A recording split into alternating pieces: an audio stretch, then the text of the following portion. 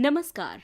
Vision IAS के news today के इस अंक में आप सभी का स्वागत है। इस अंक में हम आपके लिए लेकर आए हैं यूपीएससी परीक्षा की दृष्टि से महत्वपूर्ण कुछ अहम खबरें, और इस अंक के साथ मैं हूं दिव्या तोमर। आइए इस अंक में सबसे पहले बात करेंगे जैव विविधता की। ऑलिव रिडले कछुए इस वर्ष ओडिशा के ऋषिकुल्या पर नहीं पहुंचे। विशेषज्ञों का ये कहना है कि ऑलिव रिडले कछुओं का ओडिशा के गंजाम जिले में स्थित ऋषिकुल्या से दूर रहना एक प्राकृतिक घटना है। ऋषिकुल्या नदी का मुहाना भारत में गहिरमाथा के बाद इनका दूसरा सबसे बड़ा नेस्टिंग स्थल माना जाता है। आइए अब बात करते हैं ऑलिव रिडले कछुओं के बारे में। ये प्रशांत, अटलांटिक और हिंद महासागर के उष्ण जल में अधिवासित सभी समुद्री कछुओं में सबसे छोटा है और प्रचुर मात्रा में पाया जाता है। ये कछुए अपने जैसे कैंप्स रिडले कछुओं के साथ अरिबदा नामक अपनी अद्वितीय सामूहिक नेस्टिंग के लिए जाने जाते हैं, जहां हजारों मादाएं एक ही समुद्र पुलिन पर अंडे देती हैं। IUCN की सूची में इनकी स्थिति वल्नरेबल है। इन्हें ट्रॉल नेट में फंसने, आकस्मिक मृत्यु, उनके मांस, खोल और चमड़े के लिए व्यापक पैमाने पर अवैध शिकार, समुद्री सतह का अधिक तापमान आदि से खतरा है। इनके संरक्षण के लिए सरकार ने कई पहलें आरंभ की हैं, जैसे ऑलिव रिडले को वन्य जीव संरक्षण अधिनियम 1972 की अनुसूची 1 के अंतर्गत सूचीबद्ध किया गया है।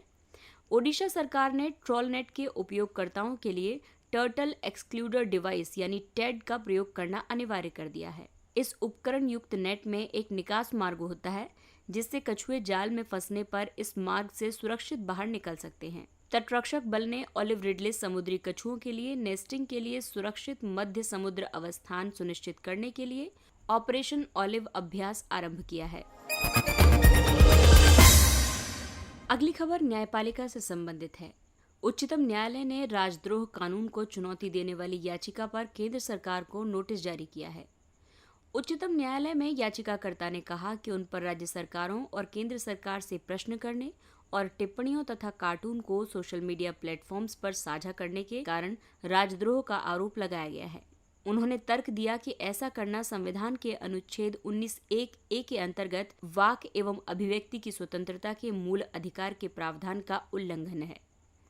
भारतीय दंड संहिता के तहत दंड विधान IPC की धारा 124 के तहत राजद्रोह किसी बोले गए या लिखे गए शब्दों द्वारा या संकेतों द्वारा दृश्यरूपण या अन्यथा भारत में विधि द्वारा स्थापित सरकार के प्रति घृणा या अवमान उत्पन्न करेगा या उत्पन्न करने का प्रयत्न करेगा या नफरत पैदा करेगा या नफरत पैदा करने का प्रयत्न करेगा, तो उसे आजीवन कारावास से जिसमें जुर्माना भी जोड़ा जा सकेगा या 3 वर्ष के कारावास से जिसमें जुर्माना भी जोड़ा जा सकेगा या जुर्माने से दंडित किया जा सकता है। आइए अब जानते हैं राजद्रोह कानून पर दृष्टिकोण। रोमेश थापरवाद, केदारनाथ सिंहवाद, कन्हैया कुमारवाद आदि में दिए गए विभिन्न निर्णयों ने राजद्रोह कृत्य को दोबारा परिभाषित किया है, जिसमें निर्धारित किया गया है कि राजद्रोह के लिए क्या आवश्यक है। इसके तहत लोक व्यवस्था में व्यवधान उत्पन्न करना, विधिवत स्थापित सरकार को सत्ताच्युत करने का प्रयास करना, राज्य या लोक सुरक्षा के समक्ष खतरा उत्पन्न कर देना आदि। अगली खबर मनरेगा से संबंधित है। महात्मा गांधी राष्ट्रीय ग्रामीण रोजगार योजना के तहत कार्य प्रदान करने की मांग में वृद्धि हो रही है। फरवरी 2021 तक कुल 344 करोड़ कार्य दिवस रोजगार सृजित किए गए हैं, जो अब तक एक वर्ष में सृजित सबसे अधिक कार्य दिवस हैं। वर्ष 2020-21 में सृजित कुल कार्य दिवसों में से लगभग 52% महिला कार्य दिवस थे। ये लॉकडाउन में श्रमिकों द्वारा राज्यों से उनके मूल राज्यों में किए गए विपरीत प्रवासन की मात्रा को दर्शाता है और श्रम बाजार में कम रोजगार की मात्रा को भी प्रदर्शित करता है। महात्मा गांधी राष्ट्रीय ग्रामीण रोजगार योजना अधिनियम 2005 के तहत योजना का उद्देश्य ऐसे प्रत्येक परिवार जिनके वयस्क सदस्य अकुशल श्रम कार्य करना चाहते हैं, उन्हें एक वित्तीय वर्ष में कम से कम 100 दिनों का गारंटी युक्त मजदूरी रोजगार देकर देश के ग्रामीण क्षेत्रों में परिवारों की आजीविका सुरक्षा को बढ़ाना है। योजना के तहत मांग किए जाने पर 15 दिनों के भीतर रोजगार प्रदान किया जाना चाहिए। इस मांग की पूर्ति में असफल होने पर बेरोजगारी भत्ता दिया जाना चाहिए। वित्तीयन को केंद्र और राज्यों के बीच साझा किया जाता है। केंद्र सरकार अकुशल श्रम की लागत का 100%, अर्धकुशल और कुशल श्रम की लागत का 75%, सामग्री की लागत का 75% और प्रशासनिक लागत का 6% वहन करती है। मनरेगा कार्यों का सामाजिक अंकेक्षण यानी सोशल ऑडिट अनिवार्य है, जो कि जवाबदेही और पारदर्शिता को बढ़ावा देता है। अगली खबर अंतरिक्ष क्षेत्र से संबंधित है। आकाशगंगा संबंधी आणविक मेघों में ब्रह्मांडीय किरणों की अंतःक्रिया से पॉजिट्रॉन का अतिरेक हुआ है। विज्ञान और प्रौद्योगिकी विभाग की एक स्वायत्त संस्था रमन रिसर्च इंस्टीट्यूट बेंगलुरु के शोधकर्ताओं ने पॉजिट्रॉन अतिरेक यानी पॉजिट्रॉन एक्सिस की घटना का रहस्योद्घाटन किया है। पॉजिट्रॉन इलेक्ट्रॉन का प्रतिकण है। इसे एंटी इलेक्ट्रॉन के रूप में भी जाना जाता है। इसमें विद्युत आवेश के अपवाद के साथ इलेक्ट्रॉन के समान ही गुण होते हैं। इलेक्ट्रॉन में ऋणात्मक आवेश होता है, जबकि पॉजिट्रॉन में धनात्मक आवेश होता है। पिछले कुछ वर्षों से खगोलविदों ने 10 से अधिक गीगा इलेक्ट्रॉन वोल्ट्स या 10 गीगा इलेक्ट्रॉन वोल्ट से अधिक ऊर्जा वाले पॉजिट्रॉन का अवलोकन किया है। हालांकि 300 से अधिक ऊर्जा वाले पॉजिट्रॉन की संख्या खगोलविदों द्वारा अनुमान की गई संख्या की तुलना में कम है। 10 और 300 गीगा इलेक्ट्रॉन वोल्ट्स के बीच की ऊर्जा वाले पॉजिट्रॉन के इस व्यवहार को खगोलविद पॉजिट्रॉन एक्सेस कहते हैं। उनके अध्ययन के अनुसार मिल्की वे आकाशगंगा से गुजरते हुए ब्रह्मांडीय किरणें उन पदार्थों से अंतःक्रिया करती हैं जो अन्य ब्रह्मांडीय किरणों, मुख्य रूप से इलेक्ट्रॉनों और पॉजिट्रॉन का उत्पादन करती हैं। ब्रह्मांडीय किरणें उच्च ऊर्जा वाले कण होते हैं जो अंतरिक्ष में प्रकाश की गति से संचलन करते हैं। वे सौरमंडल के बाहर के पदार्थ के कुछ प्रत्यक्ष नमूने प्रदान करते हैं। ये नई ब्रह्मांडीय किरणें पॉजिट्रॉन अतिरेक की उत्पत्ति का केंद्र हैं। अगली खबर स्वास्थ्य क्षेत्र से। उत्तर प्रदेश, मध्य प्रदेश और राजस्थान को पिछले 3 वर्षों में राष्ट्रीय स्वास्थ्य मिशन के तहत अधिकतम अनुदान प्राप्त हुआ है। इन राज्यों को कुल अनुदान आवंटन का 5 से 6% प्राप्त हुआ है। पूर्वोत्तर के अधिकांश राज्यों को राष्ट्रीय स्वास्थ्य मिशन अनुदान का 1% से भी कम प्राप्त हुआ है।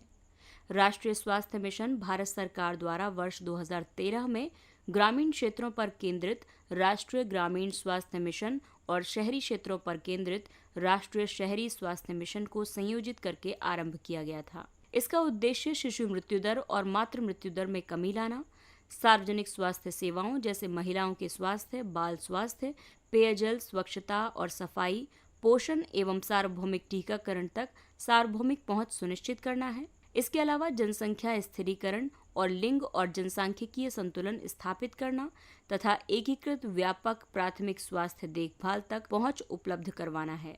इस कार्यक्रम के मुख्य घटकों में स्वास्थ्य प्रणाली का सुदृढ़ीकरण, प्रजनन संबंधी मातृ नवजात शिशु बाल और किशोर स्वास्थ्य यानी RMNCH+A तथा संचारी एवं गैर संचारी रोगों का उपचार शामिल है।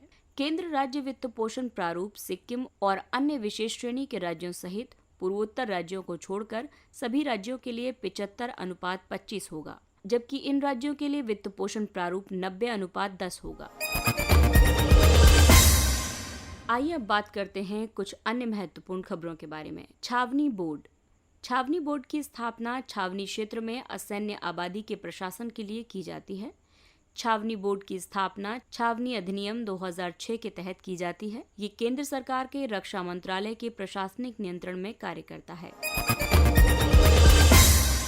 ऑपरेशन समुद्र सेतु 2 ये भारतीय नौसेना द्वारा देश की ऑक्सीजन आवश्यकताओं को पूर्ण करने के लिए संचालित इसके राष्ट्रीय मिशन को आगे बढ़ाने के लिए आरंभ किया गया है। भारत में कोविड महामारी के प्रकोप के बीच गंभीर होती स्थिति के तहत विभिन्न पोतों को अलग अलग देशों से तरल medical oxygen field cryogenic containers और संबंधित चिकित्सा उपकरणों को पोत लदान के लिए तैनात किया गया है। देश भर में विमानों द्वारा वहन किए जाने वाले ऐसे सभी कंटेनर खाली हैं, क्योंकि ऑक्सीजन से भरे टैंकरों को हवाई मार्ग से नहीं ले जाया जा सकता है।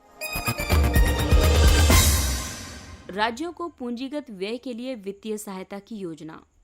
इस योजना के तहत राज्य सरकारों को 50 वर्षों के लिए ब्याज मुक्त ऋण के रूप में वित्तीय सहायता प्रदान की जाएगी। व्यय विभाग ने वित्त वर्ष 2021-22 के लिए राज्यों को पूंजीगत व्यय के लिए वित्तीय सहायता की योजना पर नए दिशा निर्देश जारी किए हैं। राज्यों को प्रदान की गई निधि का उपयोग नई और संचालित पूंजीगत परियोजनाओं के लिए किया जाएगा। इन निधियों का उपयोग पहले से चल रही पूंजीगत परियोजनाओं में लंबित बिलों के निपटान के लिए भी किया जा सकता है। पूंजीगत व्यय से रोजगार सृजित होते हैं और अर्थव्यवस्था की भावी उत्पादन क्षमता में वृद्धि होती है, जिसके परिणाम स्वरूप उच्च आर्थिक समृद्धि दर प्राप्त होती है। वैकल्पिक निवेश कोष AIF। श्रम मंत्रालय ने सूचित किया है कि कर्मचारी भविष्य निधि संगठन अवसंरचना के विकास को समर्थन प्रदान करने के लिए वैकल्पिक निवेश कोष में 5% तक निवेश कर सकता है। अल्टरनेटिव इन्वेस्टमेंट फंड का मतलब भारत में स्थापित या निगमित किसी भी कोष से है जो एक निजी रूप से संचित किया गया निवेश साधन है। ये निवेशकों से धन एकत्र करता है, चाहे वे भारतीय हों या विदेशी, तथा निवेशकों के लाभ के लिए परिभाषित निवेश नीति के अनुसार इस धन का निवेश करता है। भारतीय प्रतिभूति और विनिमय बोर्ड AIF को श्रेणीबद्ध करता है। श्रेणी 1 के अल्टरनेटिव इन्वेस्टमेंट फंड में जोखिम पूंजी निधि शामिल है। श्रेणी 2 के AIF में निजी इक्विटी निधि और श्रेणी 3 के AIF में बचाव निधि या हेज फंड शामिल है। Network for grinning the financial system. भारतीय रिजर्व बैंक केंद्रीय बैंकों और पर्यवेक्षकों के network for grinning the financial system में एक सदस्य के रूप में शामिल हो गया है। NGFS उन केंद्रीय बैंकों और पर्यवेक्षकों का एक समूह है जो वित्तीय क्षेत्र में सर्वोत्तम प्रथाओं को साझा करने और पर्यावरण तथा जलवायु जोखिम प्रबंधन के विकास में योगदान करने के लिए तैयार है। इस व्यवस्था को दिसंबर 2017 में पेरिस वन प्लेनेट समिट के दौरान लॉन्च किया गया था। आइए अब बात करते हैं सुर्खियों में रहे स्थानों के बारे में। उत्तरी इजराइल में हजारों अति रूढ़िवादी यहूदियों की भागीदारी वाले धार्मिक उत्सव लाग बाउमर में भगदड़ से दर्जनों लोगों की मृत्यु हो गई और कई अन्य लोग घायल हो गए। अल्बानिया। हाल ही में उत्तर अटलांटिक संधि संगठन नाटो ने अल्बानिया में संयुक्त सैन्य अभ्यास आरंभ किया है, जिसे डिफेंडर यूरोप 21 नाम दिया गया है। किर्गिस्तान और ताजिकिस्तान के बीच सीमा पर संघर्ष विराम हो गया है। हाल ही में इन दो पूर्व सोवियत मध्य एशियाई पड़ोसियों के बीच जल की आपूर्ति को लेकर तीव्र संघर्ष हुआ था। आइए अब आपको बताते हैं कुछ महान व्यक्तित्व के बारे में। गुरु तेग बहादुर। गुरु तेग बहादुर की 400वीं जयंती मनाई गई। वे छठे सिख गुरु हरगोबिंद साहिब के सबसे छोटे पुत्र थे। वे 10 सिख गुरुओं में से 9वें स्थान पर थे।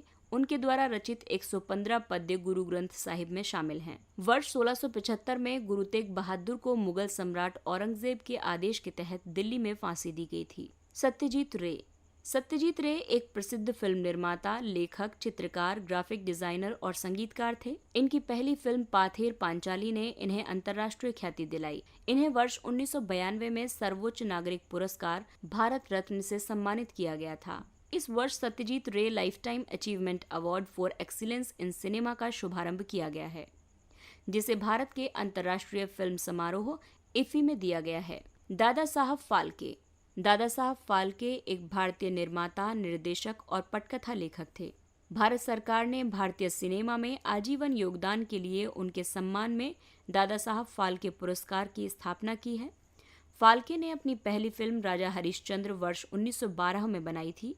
इसी के साथ वे फिल्म बनाने वाले पहले भारतीय बन गए थे।